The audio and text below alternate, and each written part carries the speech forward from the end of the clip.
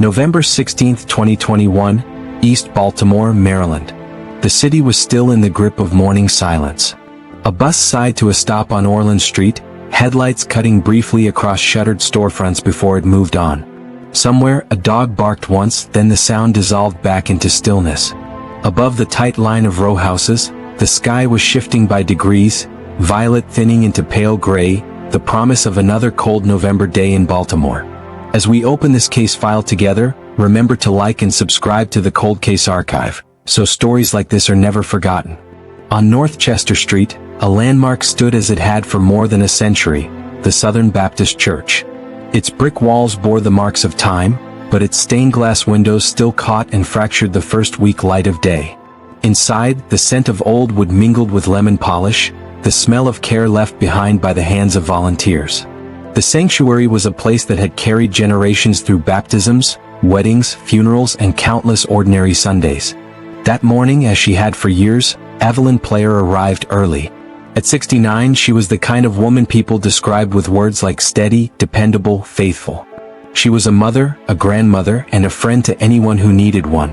Her days were structured around family and service, and she had made the church the center of both. With her keys jangling softly against the chain on her wrist, she pushed open the heavy front doors. The hinges groaned, familiar but welcoming. Inside, Evelyn moved through her quiet checklist. Switch on the lights. Check the hymnals. Straighten the pews. Walk through each corner with a practiced eye. This was work most people never noticed, but that was the point.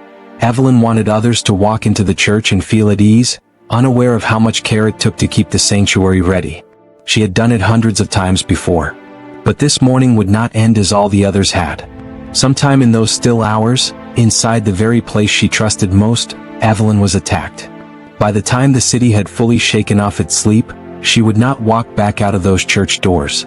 Her life had been taken, violently, senselessly, inside the sanctuary she had nurtured for years. The hours that followed unraveled with a kind of disbelief that only deepened as details emerged. Her daughter, Denise, was the first to sense something was wrong.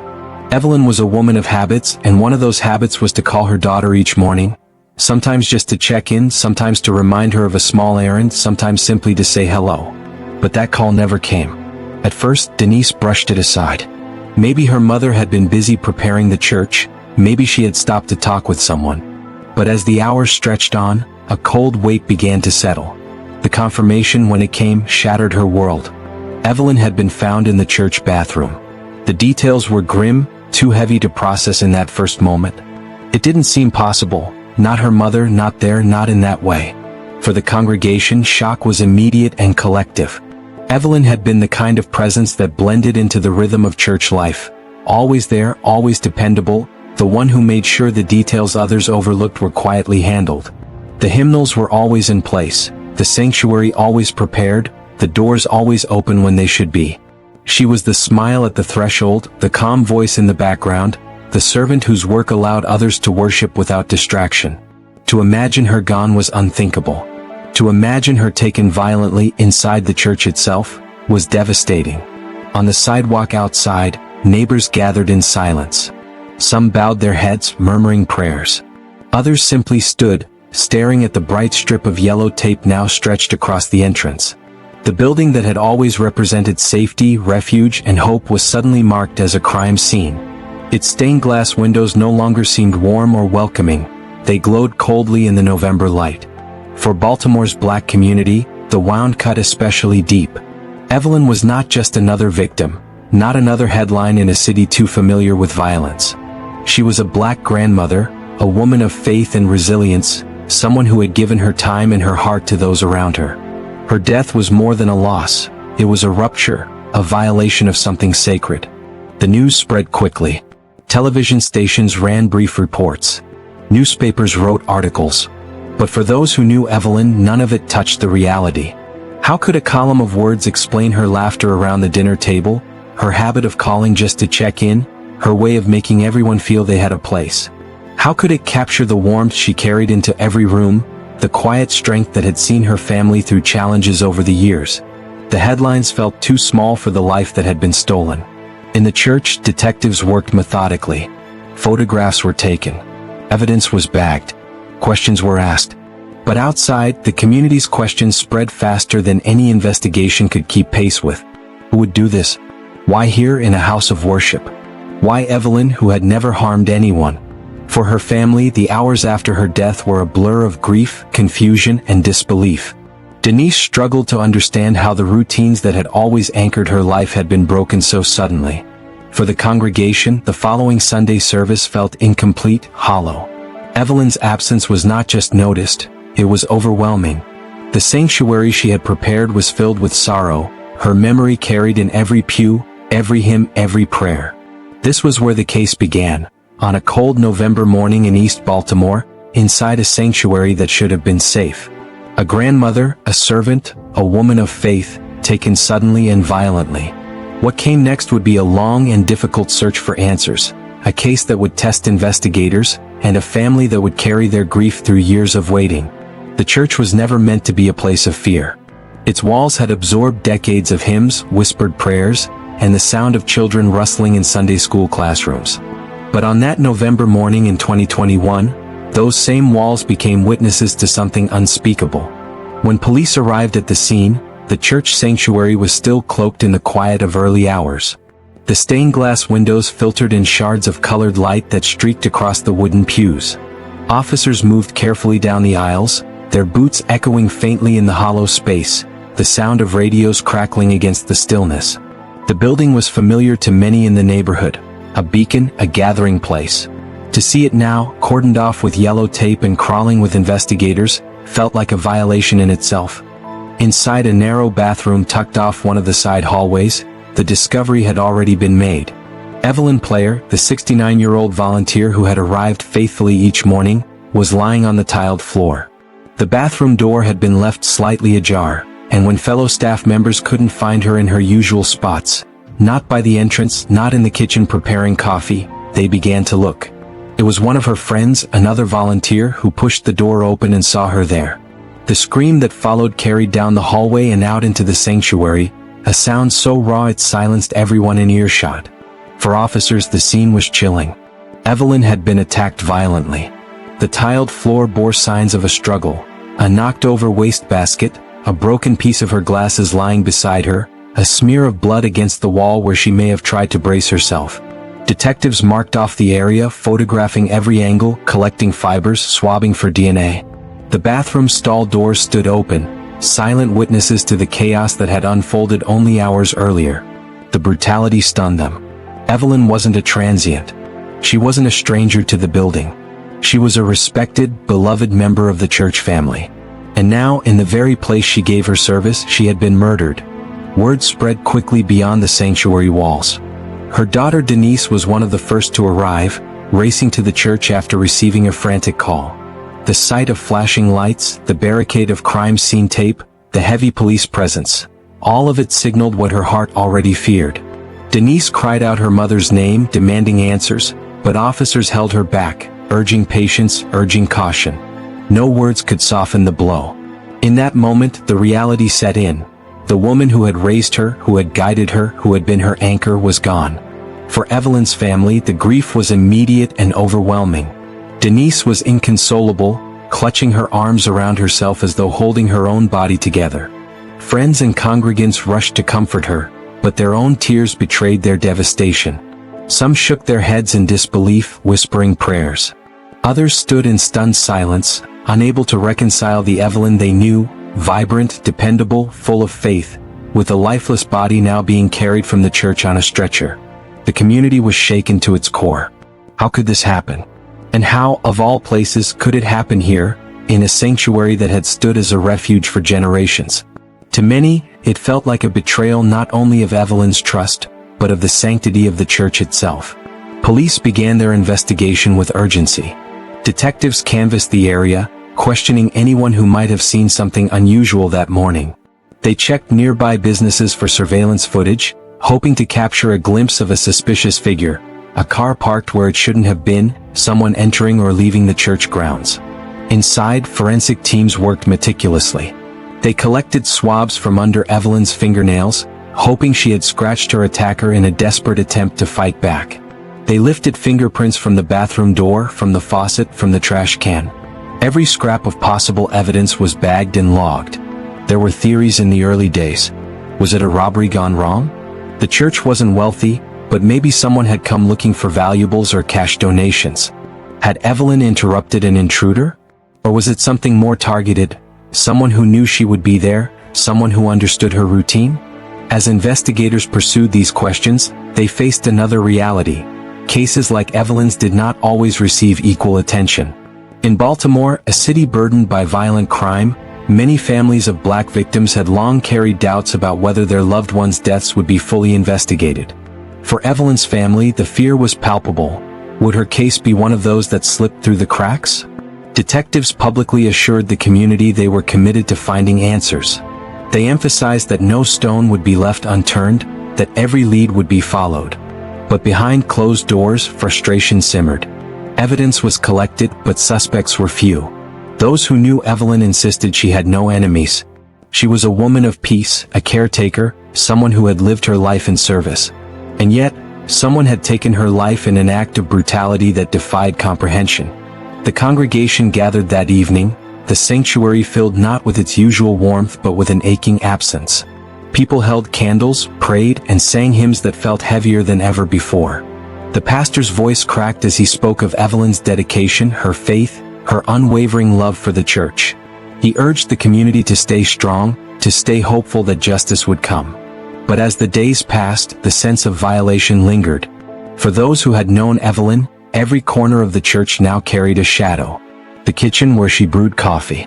The pews where she greeted newcomers with a smile.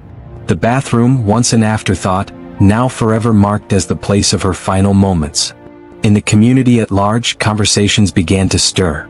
Some asked hard questions about security. Should the church have had surveillance cameras, alarm systems, stricter entry protocols? Others questioned how safe any sacred space could truly be when violence could find its way inside. And for many, especially women in the congregation, a quiet fear took root. If Evelyn could be harmed here, then was anyone safe? As days turned into weeks, frustration deepened. Leads ran dry and the investigation seemed to stall. Evelyn's family pleaded publicly for information. Standing before cameras, their grief laid bare for all to see. Denise spoke through tears, her voice trembling as she described her mother's life and begged anyone with knowledge to come forward. She didn't deserve this, she said. Not here, not anywhere. Please, if you know something, say something. The plea resonated, but no immediate breakthroughs came. For Evelyn's loved ones, the waiting was agonizing. Each day without answers felt like a betrayal of her memory, like a wound left open. And yet, her story refused to fade. In the congregation, her absence was a constant reminder of what had been stolen. Her chair sat empty at Bible study. Her laughter no longer filled the fellowship hall. But her name was spoken often, kept alive in prayers and in memories, as those who loved her clung to the hope that justice would one day come. Justice, however, is rarely swift in cold cases. And as Evelyn's murder stretched from days to weeks and then into months, the sharp pain of grief began to dull into something heavier, the ache of uncertainty. And that uncertainty is where we must pause, because it raises a question not just for Evelyn's family, but for all of us who care about these stories. Time couldn't erase the crime, but can it erase the pain? Tell us your perspective in the comments. The weeks after Evelyn's murder stretched into months, and the months into years. Police tape had long since been removed, reporters moved on to new tragedies, and the church resumed its rhythms. Hymns once again rose into the rafters, candles flickered on altars, and the sound of children echoed from Sunday school rooms. But beneath those familiar sounds, a silence lingered. The building carried a scar that repainting and routine could not erase. For Evelyn's daughter Denise, life became a series of reminders. She would reach for the phone to call her mother about something small. A recipe, the latest news from the neighborhood, a story about Evelyn's grandson, only to remember that the line would never connect again. She left her mother's house untouched. The photographs stayed on the wall, the stack of devotionals remained by the bed, and the jar of hard candies Evelyn always kept for children sat on the kitchen counter. To outsiders it looked frozen in time. To Denise, it was a way of keeping her mother present, a quiet act of resistance against forgetting. The church tried to carry on, but the atmosphere had shifted. Volunteers unlocked doors and brewed coffee, but the smell of fresh percolation in the morning only deepened the absence. During worship, when the congregation sang Amazing Grace, the sanctuary seemed to echo differently, thinner, missing Evelyn's alto voice in the choir loft. Even the bathroom where her life ended, scrubbed, repainted, refurbished, remained heavy. People used it sparingly and only when they had to. It was no longer just a restroom, it was a reminder. Detectives had done what they could in the immediate aftermath. They logged fingerprints, swabbed for DNA, canvassed for leads. But as the case grew colder, boxes of evidence were shelved in the department storage facility, sealed with labels that carried Evelyn's name and the date of her death. Among them was the DNA, the invisible truth locked inside tiny swabs and vials. Forensic analysts knew it had potential, but in 2021, the scope of technology was still limited by resources and cost. What could one day break open a case remained for the moment, just potential frozen in plastic tubes. Denise refused to let her mother's story fade into the background. She organized vigils outside the church, sometimes drawing hundreds with candles and prayers. On the first anniversary, the sanctuary overflowed. The second year, fewer came. By the third, just a small circle stood in the biting cold, their breath visible in the winter air as they sang hymns beneath the streetlights. Denise lit her candle anyway, holding it high, whispering through tears, "I'll never stop until she gets justice." She wrote letters to the police, to city officials, to newspapers. She appeared on local television, clutching a framed photograph of her mother as cameras rolled. In one interview, when asked if she still believed justice would come, she said softly, "If I give up hope, then my mother really is gone." Baltimore carried on with its struggles. Headlines shifted to other names, other victims, other grieving families. But Denise's fear never eased, that Evelyn's case would become just another cold file in a city already burdened with too many. She worried that her mother, a 69-year-old black grandmother and church volunteer, would not command the same urgency as others. The thought haunted her, that Evelyn could be reduced to a statistic. Community whispers echoed that same fear. Neighbors wondered aloud if the case would have moved faster had the victim been someone else, wealthier, whiter, more prominent. These questions weren't born out of bitterness but out of history. Across the country, families of black women had long spoken about the invisibility of their loved ones' cases, how their pain rarely made headlines beyond the first shock. For Denise, that possibility was unbearable. Time moved on regardless. Holidays came and went, with an empty chair at Christmas dinners and a missing call on birthdays. Children in the congregation grew taller, graduated, moved away. The pandemic swept through, altering daily life. Yet Evelyn's absence remained as steady as the sunrise, inescapable, undeniable. For her grandchildren, memories of Evelyn blurred into feelings. They recalled the warmth of her hugs, the way she smelled faintly of lavender lotion, the sound of her laugh bouncing through the house. As years stretched on, those recollections grew fainter, but the ache of her absence did not. Meanwhile, science outside Baltimore was advancing. In the early 2010s, forensic genealogy was still rare, reserved for the highest profile cases. By the late 2010s, more databases were growing, more cold cases cracked open with DNA that had once seemed silent. Each headline from another state, a decades-old murder solved through new technology, fueled Denise's determination. "Why not my mother's case?" she asked. "Why not Evelyn?" The DNA sat waiting. Untouched, unspoiled, preserved like a voice sealed in a bottle, waiting for the right ears to finally hear. For Denise, waiting became an act of endurance. Some days, she admitted, she felt like shouting at the world, demanding it care. Other days, she felt like surrendering to the silence. But then she would remember Evelyn, faithful, dependable, always present, always steady. And she rose again, carrying her mother's name like a banner. The years of waiting bring us to a question not only for Evelyn's family, but for all of us. What do you think? When justice arrives after years of silence, does it still feel like justice? Or is something lost in the waiting? Share your thoughts in the comments. Because for Evelyn Player's family, the waiting was not the end of the story. It was only the middle. By the time Evelyn Player's murder reached its 10th anniversary, her case still sat in the cold case unit of the Baltimore Police Department. The box was plain, brown cardboard, its edges worn soft from years of handling, but inside were the preserved fragments of a life cut short. Police reports, crime scene photographs, carefully sealed evidence bags. On the spine, in bold black letters, her name, Evelyn Player. For detectives, boxes like this are a weight. Each one is more than paperwork. Each one is an unanswered cry. Many grow old untouched. But Evelyn's never quite slipped from view. And that was not by chance. Her daughter, Denise, made sure of it. Year after year, she called the department. Sometimes she had a new article to share. Sometimes she simply wanted an update, but more often, she just needed to say the words out loud, "Don't forget my mother." Her persistence was both painful and powerful. Painful because each unanswered call was another reminder of the silence. Powerful because those calls kept the file alive in the minds of detectives. Evelyn was not a forgotten statistic. She had a voice, and that voice was her daughter's. By 2019, the winds of forensic science were shifting. Across the country, cases that had lain dormant for decades were cracking open. Forensic genealogy, once a tool of hobbyists tracing family trees, had become a breakthrough instrument for law enforcement. DNA evidence, when combined with genealogical databases, could illuminate connections once invisible. A violent offender in one state could be traced to a cousin in another, and from there, detectives could climb the branches of a family tree until they reached the source. Baltimore's cold case unit knew Evelyn's file contained something precious: DNA. Samples collected from the church bathroom in 2011 had been preserved with meticulous care. At the time, the material had been tested against CODIS, the National Criminal DNA Database. No matches. The trail went cold. But those same swabs had waited.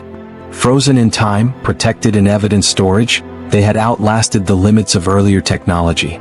What had once been a dead end could now become a doorway. It was Denise, again, who pressed for movement. She asked detectives directly, could her mother's case benefit from this new technology?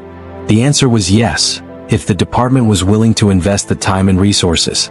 The file landed on the desk of a veteran detective in the cold case unit. He had served nearly 3 decades, seen hundreds of files, and learned the patience required for cases that offered no easy answers. But something about Evelyn's case struck him. Perhaps it was the sanctity of the setting. A church bathroom, a place meant for safety and peace, violated. Perhaps it was the steady persistence of Denise, her voice cutting through the years. Whatever the reason, he pulled the box down and began again.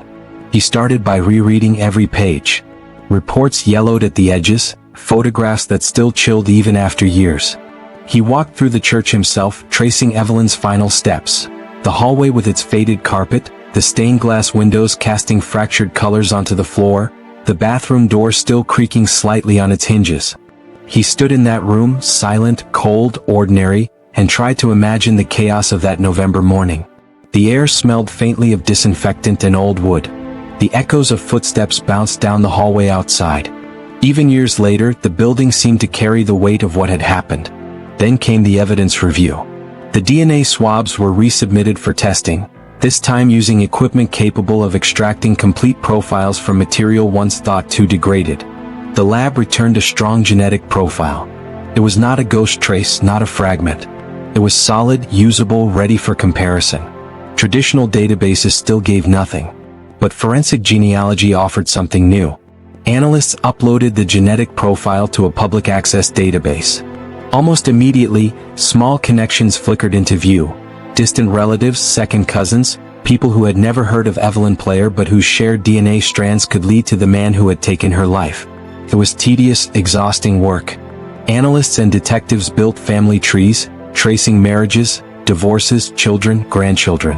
Branches sprawled across Maryland and beyond, each new leaf bringing them closer to an answer. While this was happening, Denise waited. She had lived this cycle before. Optimism, then disappointment. But she sensed a shift in the detective's tone.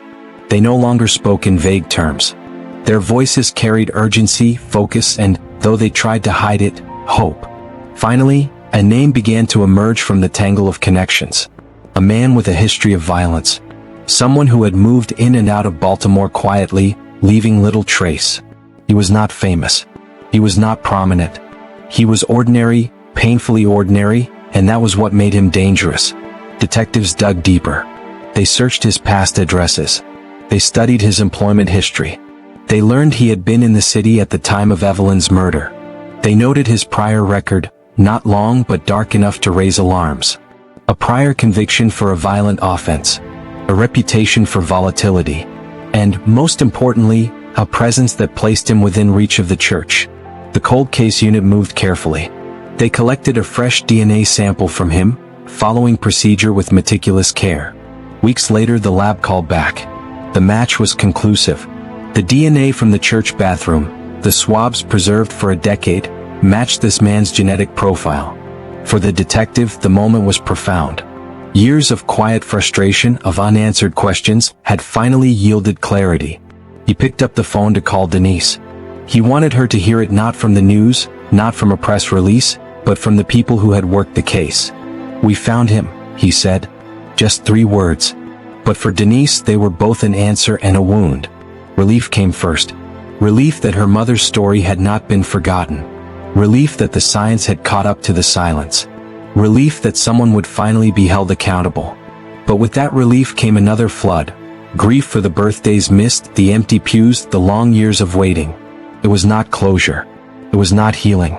But it was a step she had almost stopped believing would come. If you were Denise, would this news feel like hope fulfilled, or like a painful reminder of all the years lost?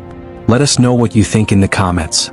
The reopening of Evelyn Player's case was not just a story of science. It was a story of persistence. A daughter who refused to let her mother's memory fade. Detectives who believed no file should remain closed. And evidence that had waited in silence until technology was ready to listen. The case was no longer cold. It was alive again. But the journey was far from finished. Next came the confrontation, the arrest of the man whose DNA had haunted Evelyn's file for a decade, and the long fight for justice inside the courtroom. The news came quietly at first. A whisper passed from one neighbor to another, then a headline buried in the morning feed. An arrest had finally been made in the murder of Evelyn Player. It was early morning when detectives and uniformed officers approached the narrow brick row house where Nathaniel Price lived.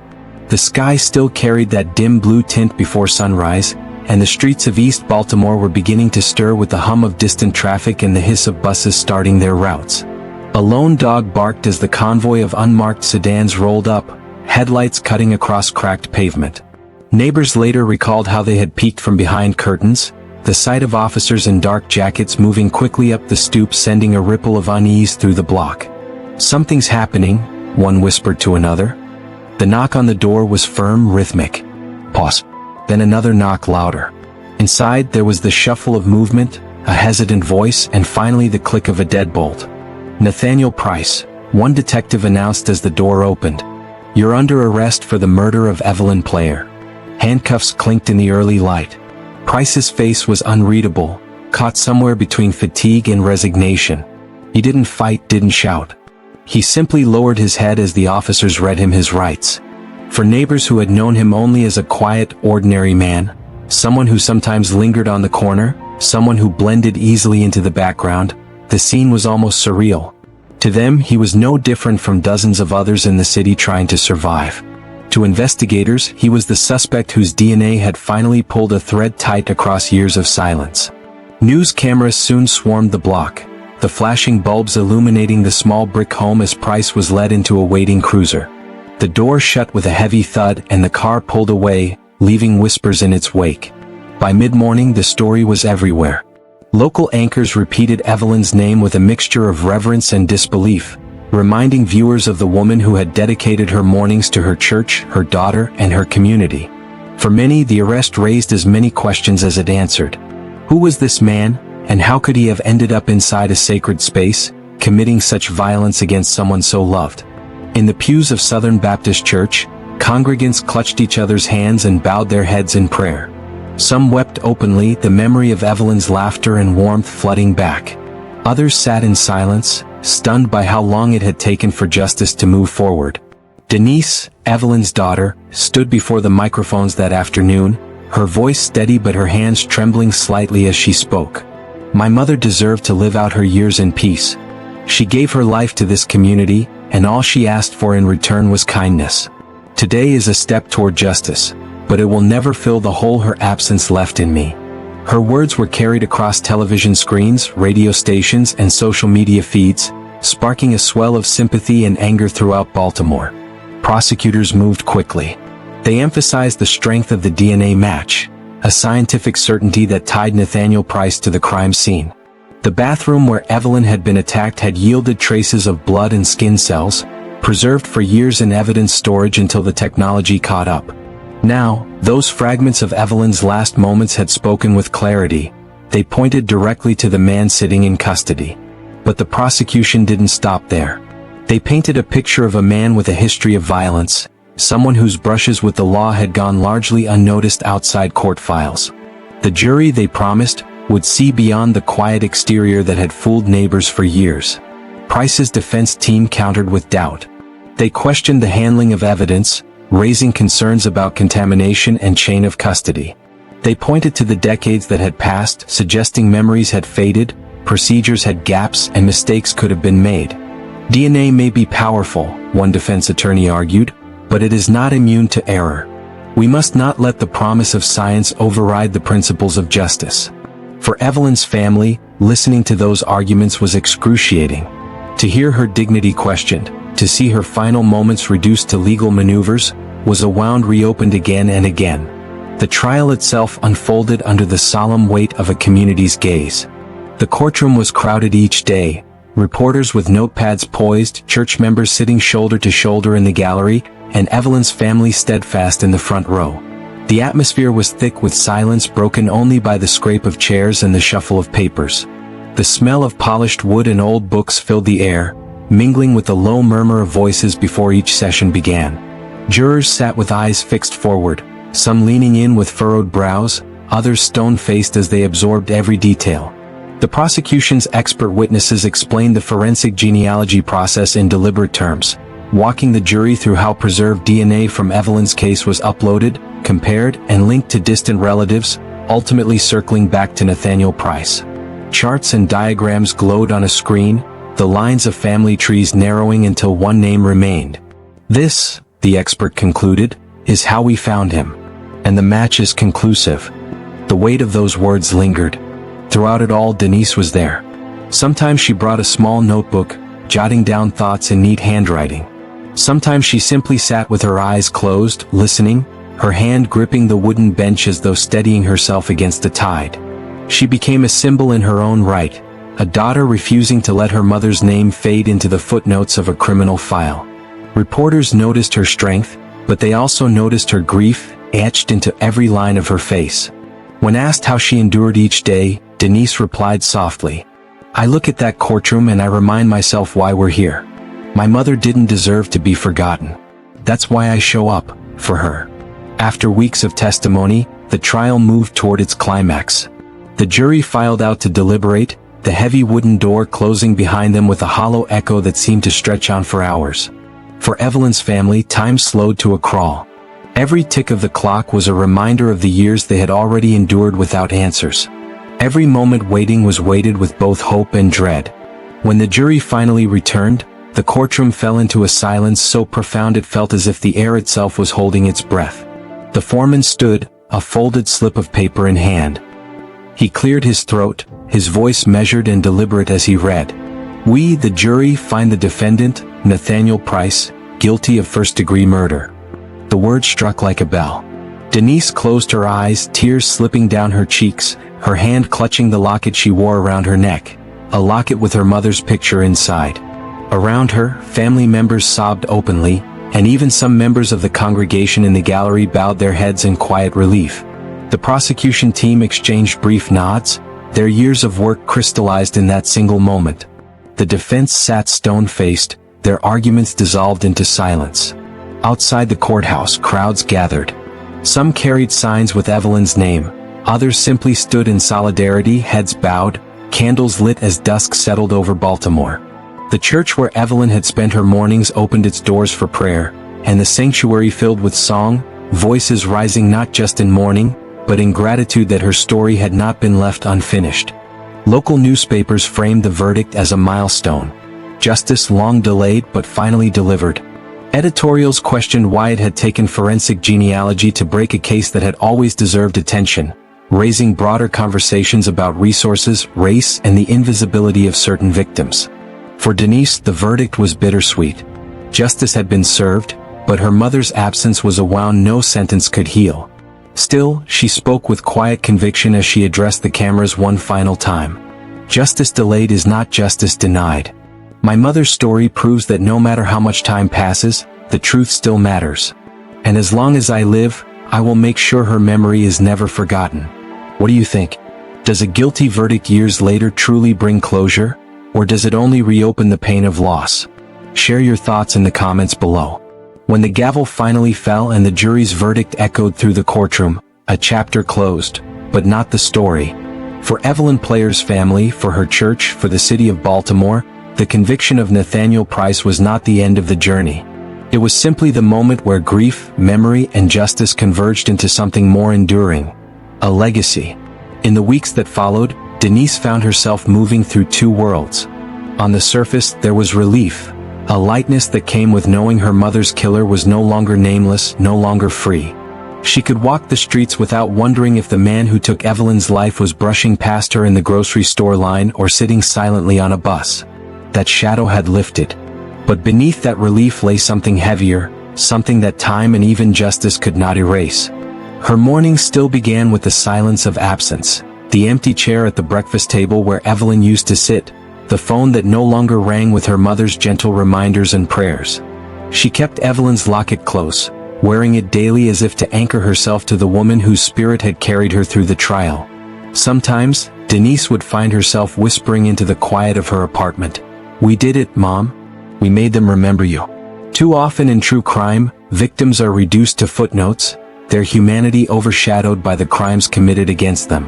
But Evelyn's story demanded more. She was a mother who raised her daughter with faith and discipline, who taught by example that service to others was the highest calling. She was a grandmother who had only begun to imagine the joy of watching future generations grow. She was a friend, the kind who remembered birthdays, who dropped off casseroles when neighbors were ill, who arrived early to fold programs in the church basement without ever asking for thanks. Her life was not defined by its violent end. It was defined by the quiet, consistent light she carried into spaces that needed it. That, Denise insisted, was the legacy she wanted Baltimore and the world to hold on to. Southern Baptist Church became more than a place of worship in the aftermath. It became a living memorial to Evelyn. Her name was etched into Sunday bulletins, spoken from the pulpit during prayer, and sung in hymns that carried her spirit through the sanctuary. A stained glass window near the choir loft was dedicated in her honor, depicting a woman in flowing robes carrying a lantern, a symbol of light in darkness, resilience in despair. On the anniversary of her death, congregants gathered not just to mourn, but to celebrate. They told stories about Evelyn's laughter, her dedication, her stubborn insistence on arriving before sunrise. Candles glowed, filling the room with warmth. One church elder remarked, "When Evelyn opened these doors, she wasn't just opening them for herself. She was opening them for all of us, for the children who needed a safe place, for the weary who needed prayer, for the city that needed a sanctuary. That's what she gave us, and that's what we carry forward." Baltimore, too, felt the weight of Evelyn's case. For years, her story had been one of too many, a black woman victimized and left to linger in unsolved files. The trial forced a conversation about why it had taken forensic genealogy, a relatively new tool, to finally deliver justice. Local editorials questioned whether cases involving black victims received the same urgency as others. Advocates demanded better funding for cold case units, better storage of evidence, and a commitment to using new technologies to re-examine forgotten files. In city meetings, Evelyn's name was raised as an example of both failure and hope. A failure to solve her case quickly, but hope in what persistence, science, and family advocacy could ultimately achieve. Evelyn's story resonated beyond Baltimore. Her case became a touchstone in conversations about forensic genealogy nationwide. Conferences on criminal justice cited her file as proof that DNA preserved decades ago could still speak truth today. Law enforcement agencies across the country began auditing old cases, asking, "What else have we missed? Who else is waiting for justice?" Her story also reminded the public of the invisibility often faced by black female victims. Too many names had slipped into silence, their stories unamplified, their lives forgotten outside their own communities. Evelyn's case insisted on visibility. It forced people to look, to listen, to care. For Denise, justice was never the final chapter. She dedicated herself to advocacy, speaking at events about the importance of remembering victims not as statistics, but as mothers, daughters, and sisters. She began working with local organizations that supported families of homicide victims, offering them the same steady voice she had once struggled to find herself. She carried her mother's resilience forward, reminding others that persistence mattered. "If you keep knocking," she told one gathering, "eventually someone will open the door." Her presence became a beacon for others still waiting, others still fighting. Families reached out to her, sharing their stories, finding comfort in her strength. And through it all, Denise never stopped reminding them, and the world, that Evelyn Player was more than her final moments. In the end, Evelyn's story is not just about tragedy. It is about endurance. It is about the way a single life, lived with quiet service, can ripple through a family, a church, and a city. It is about the way persistence can bridge decades of silence. As Baltimore continues to heal, as her church continues to sing her name, as her daughter continues to carry her light forward, Evelyn's memory stands as proof that no case is too cold, no time too long, no silence too deep to be broken. Her story reminds us of the power of family, of community, of science, and of faith. And it reminds us, above all, that justice, though delayed, is still worth the fight. The final image is one of stillness. The church stands quiet at dawn, its doors opening to soft golden light spilling through the stained glass window dedicated to Evelyn. In the pews, a single candle flickers, steady, unbroken, unwavering. It is the same light Evelyn carried in life, a light that endures. This has been the Cold Case Archive. Thank you for joining us as we preserve these stories one file at a time. Don't forget to like, share, and subscribe so that the memory of these cases lives on.